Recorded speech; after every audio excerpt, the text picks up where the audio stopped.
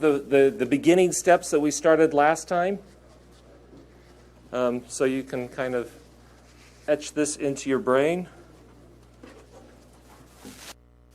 Starting with Visual Studio sitting here, it has this thing where it says recent. Let's see. So this is where I stored mine last time. So if your thumb drive's already plugged in, you can just click on recent and it's going to reload the same project that you did last time.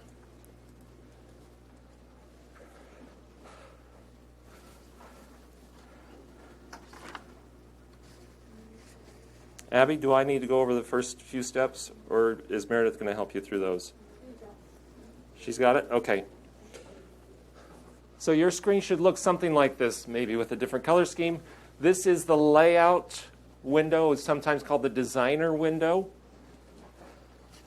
This is where you position and control where all of the controls are going to go. Being that mine's a little bit small, I'm going to make it a little bit bigger so you can kind of see it.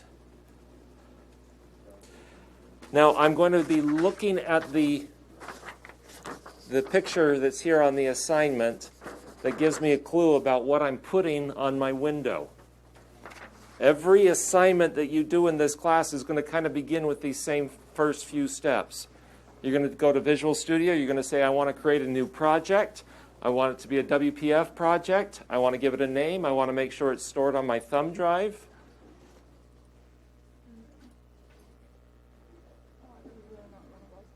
And then go to that D. Make sure it's stored to my thumb drive, and you create it. And then you're at this part.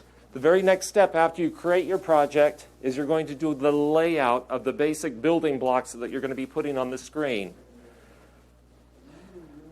Over here on the left, you're going to see this thing that says Toolbox. I'm going to click on the Toolbox, and the very first time you bring it up, it's going to take it a second, but you're going to see the common WPF controls. These are the building blocks for the elements that are going to be on your screen. Now, if we're looking at the assignment, let's take a look at the assignment real quick.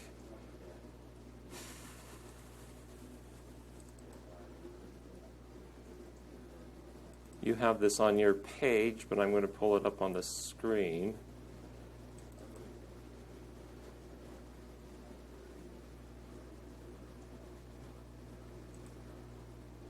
So if we're looking at this guy right here, what do you believe these three controls would be? We have three to choose from.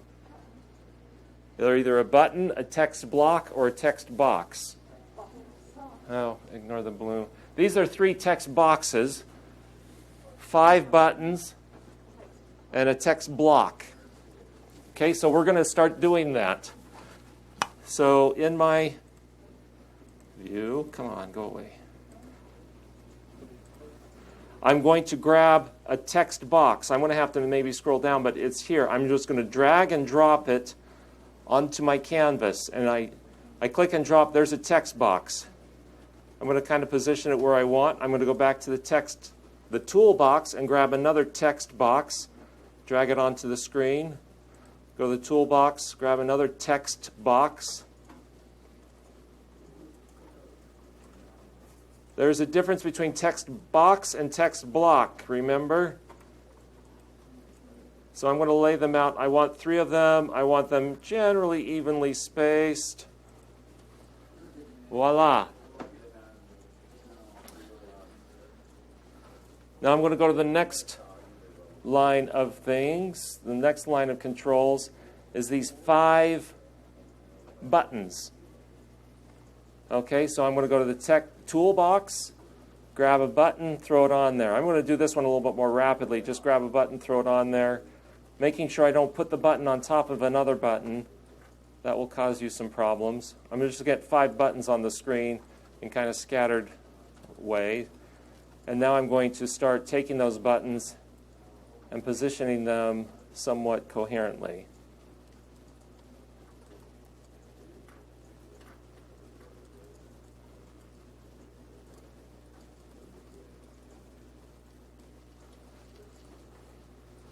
Oh, that's a gorgeous thing.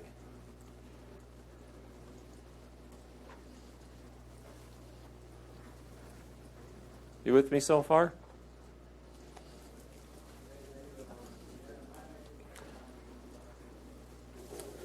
Now, if you're very particular about how your controls are laid out, notice how my 3 text boxes are not centered over my 5 buttons. Well, first off, I'm going to multi-select. I'm going to do a stretchy band around my buttons. And I'm going to do a format. Let's see, which one do I want to do? I can do align tops so that they're at the same height I already knew that they were. There's a format, layout. Height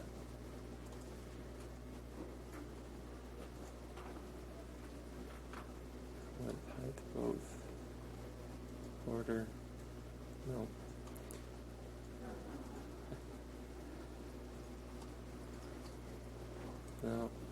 No, that's not what I want to do. You can play around with this. I don't remember where the option is. You can always hit Control-Z to undo what you just did.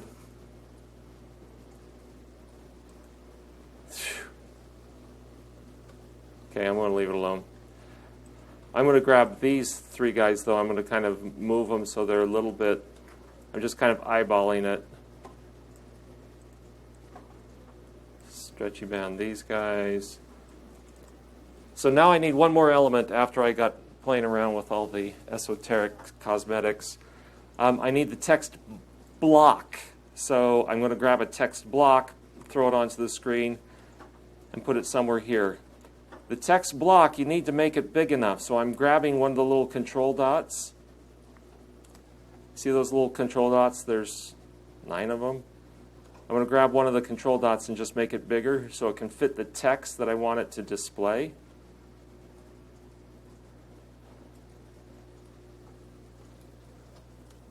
Now for a pro tip. Some people like the text in their text block to be centered. It maybe looks a little goofy that it's off to the left and you're kind of like, that's not what I want it to look like. There's a way to make it centered in the space that you've allocated for the text block. It's not the easiest thing in the world to find, but I'll show you the shortcut. So with the text block selected, you should have this properties window down in the lower right. And it should say, I'm on my text block. And this is a search bar that searches all the different properties that are available for a text block. I'm going to click in the search bar. This is searching the properties of the text block, and I'm going to type the word align. And it brings up these different options. This option in the lower left here, don't play around with the horizontal or vertical alignment. That's not the one you're looking for.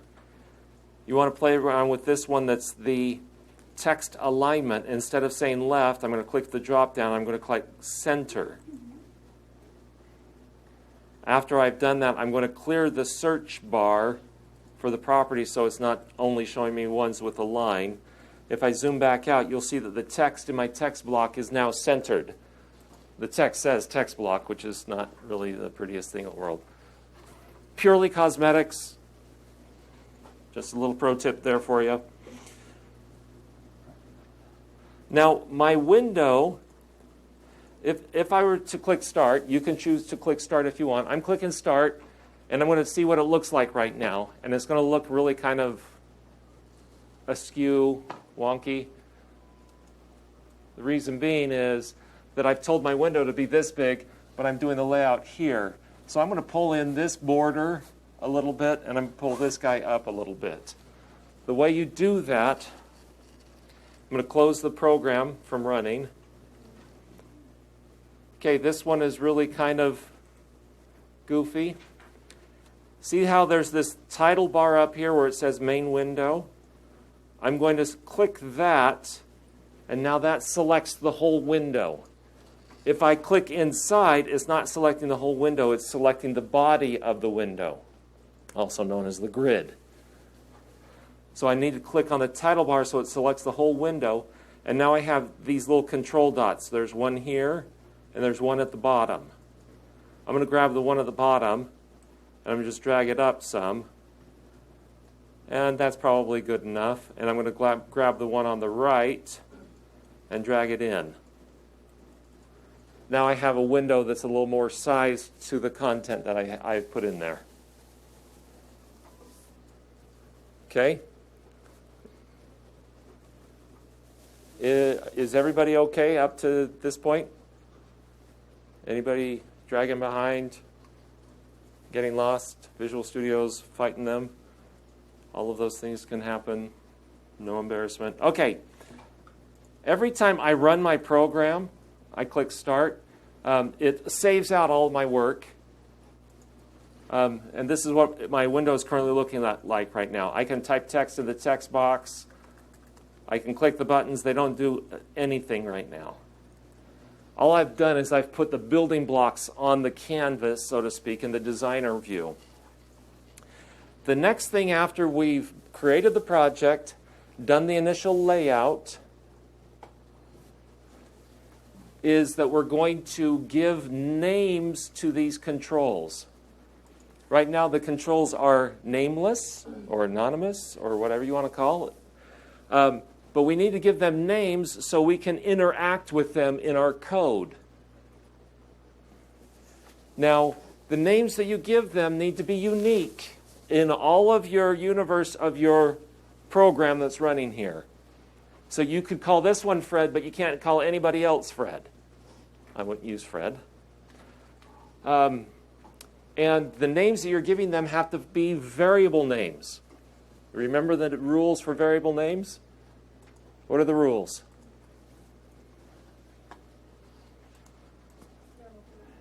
It's camel case is how you capitalize it. But what can you include in the variable name? What letters? A through Z, either upper or lowercase, 0 through 9, and underscores. That is the entire universe of what you can use in your variable names. A through Z, 0 through 9, and underscores. So, I'm going to just start with the first one. I'm going to kind of start in the upper left and go left to right. So this text box, whenever you select a control in here, the properties window down here in the lower right lights up for what you're currently selecting. I'm going to try not to give you motion sickness. So if I select this text box is now selected over here, and it says it has no name. And so you can choose to name it something useful. You could, an example, you could say it is box 1.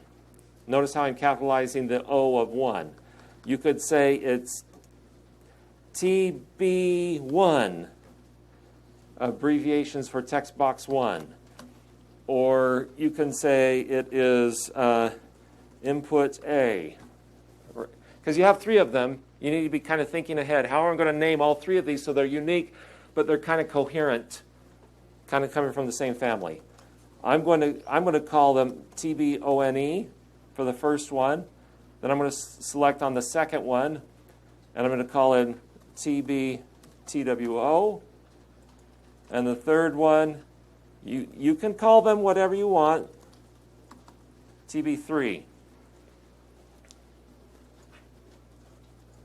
So if I select the grid in here, you'll notice that the grid is selected and has no name. We don't care about the grid having a name for this assignment. So I've given names to each of my 3 text boxes. Now I have a button. This button is eventually going to be the addition button. And actually, to make it a little bit more useful, before I give it a name, I'm going to change the text. Right now it's displaying the text button. With it selected, I'm going to click it a second time. Well, okay, here's an easier way. With the button selected, come down here to where it says Content. And I'm going to say, this one says Add. And as soon as I enter that, it now says add. I'm going to select the second one. This one's going to say subtract. The middle one is multiply. I'm not making this stuff up. I'll zoom out. I'm looking at the assignment in my head: add, subtract, multiply, divide, average.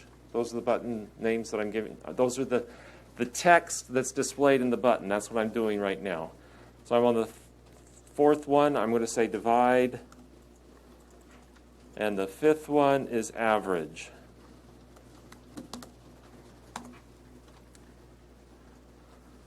That's not naming the buttons. That's just putting in display properties. Now I'm going to go back to the first one, and I'm going to name him BTN add. You can call it BAdd. You can. I like having the first few letters or word. You could say button, all spelled out, and the word add with the capital A.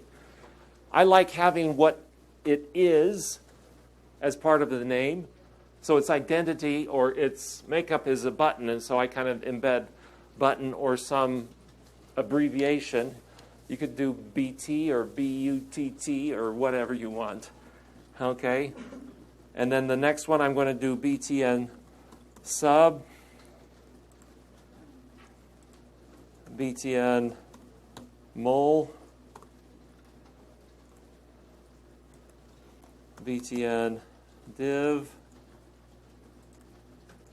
and BTN ABE.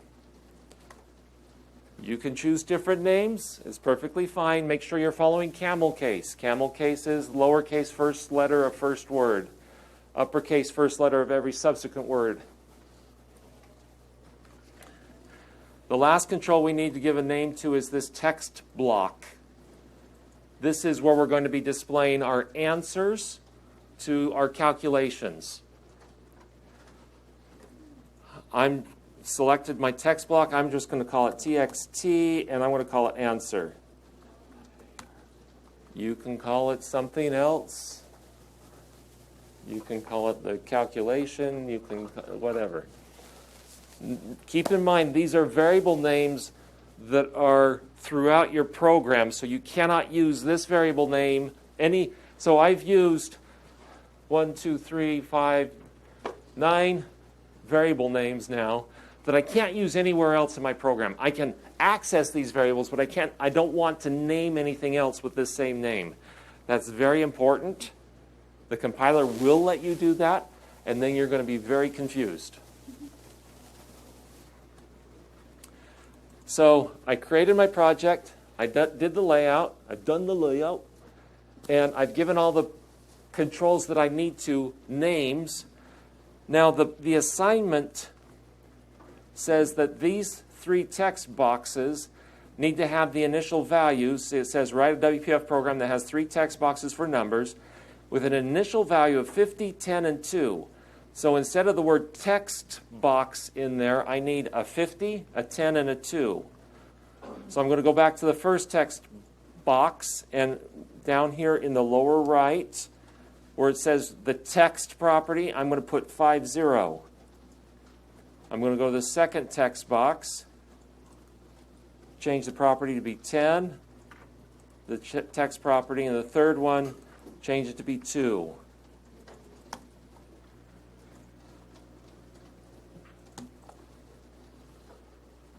Our layout is beginning to look good. When I start my program, if I were to run my program, I'm going to run my program very quickly.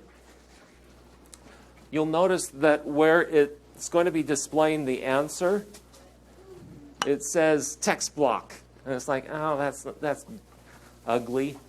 I want it to say something more useful there or nothing. You can choose any of the above. You can leave it to say text block, or you can change it to be something more lovely. I'm going to click on it. I'm going to change the text property to just say answer. Again, you don't have to put anything there. So now when I run it, before I've done any calculations, it's going to say answer there. Is everybody okay up to this point? Okay. Now the next part is a little bit tricky. We created our project. I'm repeating this over and over again because you're going to forget. We created our project. We did the layout. And we gave all of our controls names. All of those things are important up to this point. Now I'm going to do what's called wire the event handlers. The events that are going to take place in this calculator is the user presses or clicks on one of these 5 buttons. When they click the add button, we want it to do some calculation and then display an answer. When they click the subtract button, we want it to do some calculation, then display the answer, and so on and so forth across all of those. So we're going to wire up the add button. So with pay very close attention, otherwise you're going to be going, it's not working for me. With the add button not selected, I'm going to put my mouse over the add button and double click it. You'll see a spinny thing for a second, and then it's going to put you into code. We saw code similar to this when we did the draw a house exercise earlier. This says it's the button add click event handler. That's really what this is. This is the button add click event handler. And that means when we press punch on the add button, it's going to come here and run whatever code we put in here. So I did that for add. Now notice up here, up at the top, I have these 2 tabs open now.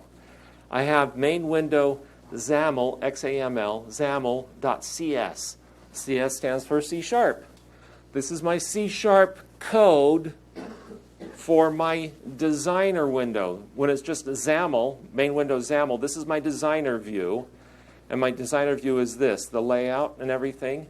And the other tab is my code.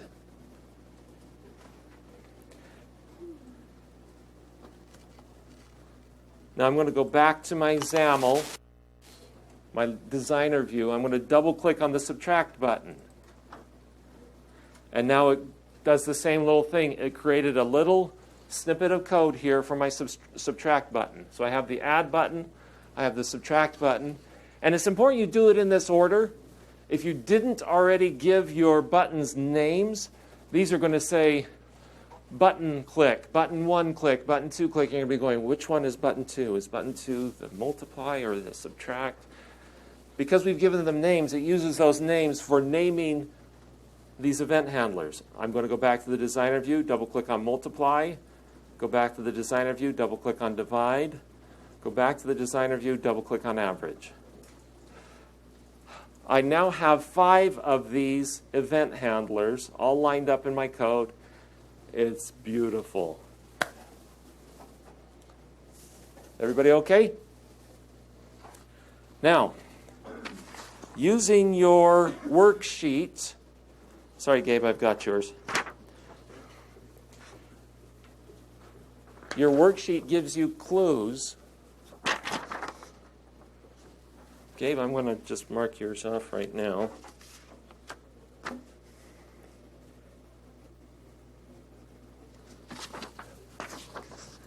So you'll want to look at your worksheets.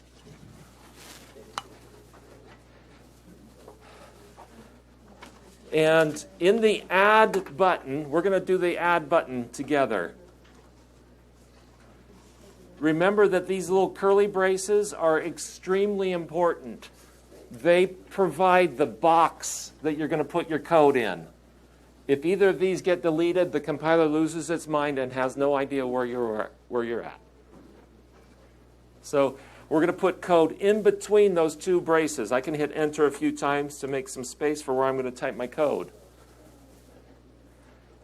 Now, when someone presses the add button, presumably they have already entered 3 numbers here. By default, it's going to say 50, 10, and 2. So let's just kind of keep that in mind. So I have my first box, second box, and third box. I think I called mine TB1, TB2, TB3. So the first thing I'm going to do, I'm going to put those 2 slashes at the beginning. This means I'm typing a note to myself. It's called a comment. So I need to read the text from the text boxes. And then I'm going to convert the text to numbers. Then I'm going to add the numbers together, if I could spell that correctly, together. And then I'm going to display the result. This is just ordering the logic, because when it comes to when you click on the add button, it's going to start at this line, and it's going to execute the instruction, then go to the next line, execute the instruction, and so on and so forth down to the end, and then come back. Okay, these are just notes to self. Okay, the compiler just ignores the line and says, oh, they just meant to just do some comment there. So we're going to start at the top here. Read the text from the text boxes. Well, how do we read the text from one of the text boxes? Huh? It's on your worksheet. Dum, dum, dum. If you look at your worksheet, perhaps 3B says, hey, get the text out of the text box and put it into a string variable. So we need to create a string variable to take what we get out of the text box and put it into the string variable. I'm going to very creatively name it S1 for string 1. You could name it something more meaningful. I'm going to say this is equal to. Now 3B, we said the string, whatever the name, I think it was string name, is equal to. It was input. Well, in this case, I called it TB1. Notice that as I type, it's helping me down here. Sometimes the help is useful. Sometimes the help is not so useful. It's just suggesting. And I want the text property out of that. So this is saying, get the text out of the text box and assign it to a string variable called S1. It's just like 3B on your worksheet. Okay, but I need to do that a total of 3 times. I am a programmer, therefore I am lazy. I like to use copy-paste. Okay, pro tip. This is a different way of copy-pasting than you're used to in any other program. With your cursor anywhere on the line that you want to copy, don't select anything. I don't have anything selected. I'm just going to hit Control-C. That copied the whole line, and now I'm just going to hit Control-V and Control-V again. So now I duplicated my line. Okay. Now what do I need to do? Well, I need to change this to be S2 and S3 because I need 3 different variable names.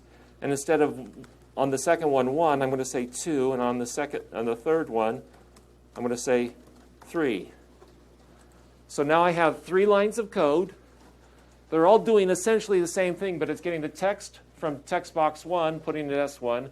Get the text from text box 2 and put it into S2. Get the text from text box 3 and put it to S3.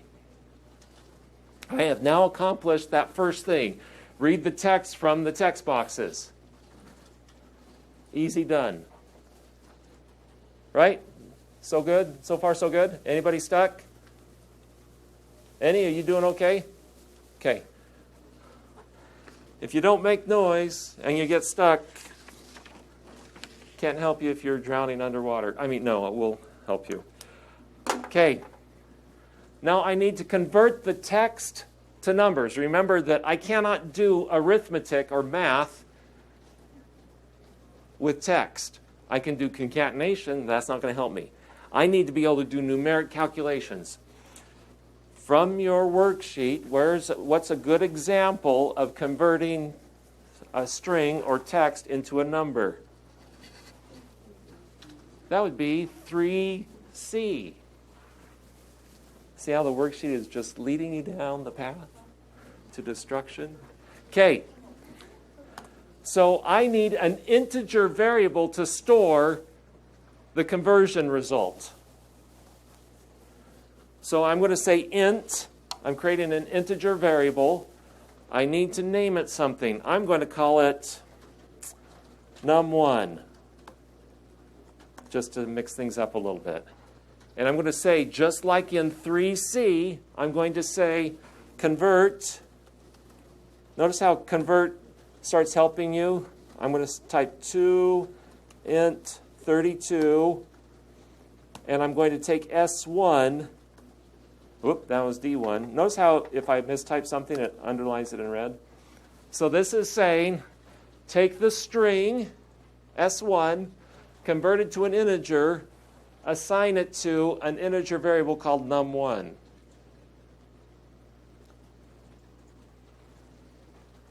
Just like we did in 3C.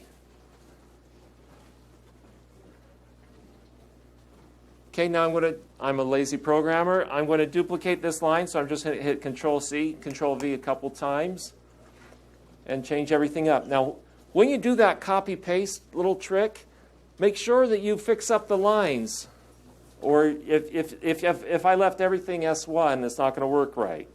So I'm going to change those to S1 and S1 to S2 and 3, and change that to 2 and 3. So I have now completed my note here, convert the text to numbers. I took S1, converted to an integer, assigned it to an integer variable. I took S2, converted to an integer, assigned it to a variable. Took S3, converted to an integer, assigned it to a variable. Easy so far?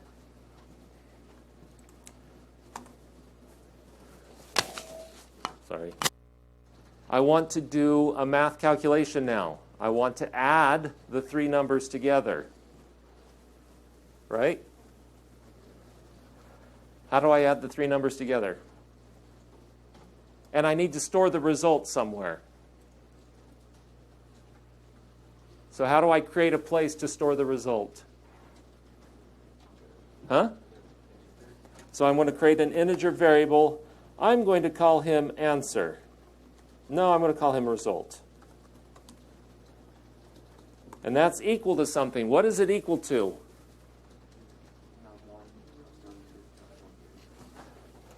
I hear the whispers, if I type that correctly. Because I named these three guys, num1, num2, num3, I'm just doing mathematical operation, the plus sign, the mathematical add, and I'm adding those three together and I'm storing it into a result. Now, if you're ever confused as to whether or not that's a concatenation or a mathematical add, I can just wave my mouse over the top of that. I just put it over the top of one of the plus signs, and it says, this is the int operator plus. Okay, so it's doing the integer operation of adding numbers together. Now I want to display the result.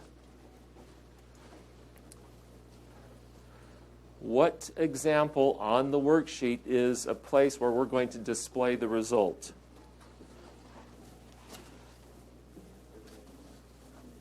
Huh?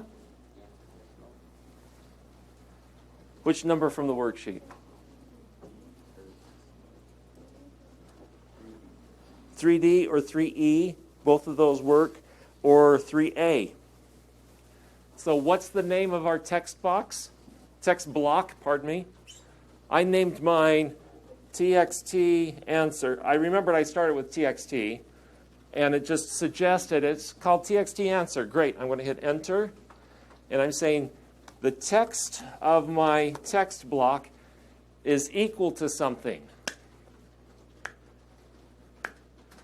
I want to display the number which is found in result, right? So I'm just going to put result there and hit semicolon. But now I have stuff in red. If I put my mouse over that, it says, you can't convert an integer to a string. This is an integer, and I'm trying to assign it to a place where only strings are stored. This is not on the worksheet. This is nothing that I've told you about so far, but I need to convert the integer to a string. Based on what we did with convert before, how would I convert an integer to a string? I'm going to start, so I'm going to put a space between me and the word result. I'm going to type the word convert, and I'm going to press dot. As soon as I press dot, it gives me all these options: 2int32, 216, to sbyte, to single, to string. To string. So I'm going to go down and I'm going to select to string.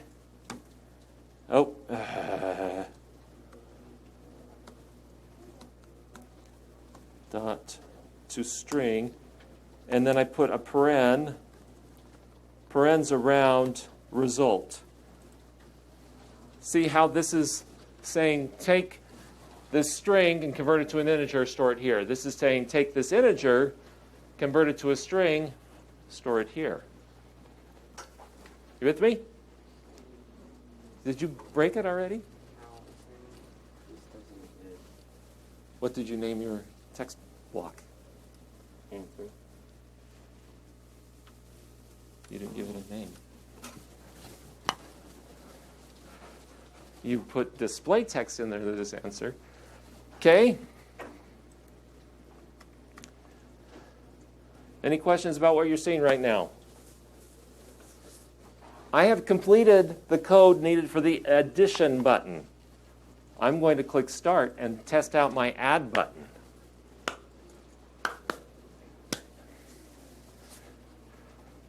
So I have 50, 10, and 2. If I click, so subtract, multiply, divide, average, those don't do anything. I just clicked on those. But if I click on Add, it displays 62. There are build errors. Okay, we'll go take a look at that. So if I change this to 20 in 10 and 2, that should be 30. 2. Taylor, you missed all the fun.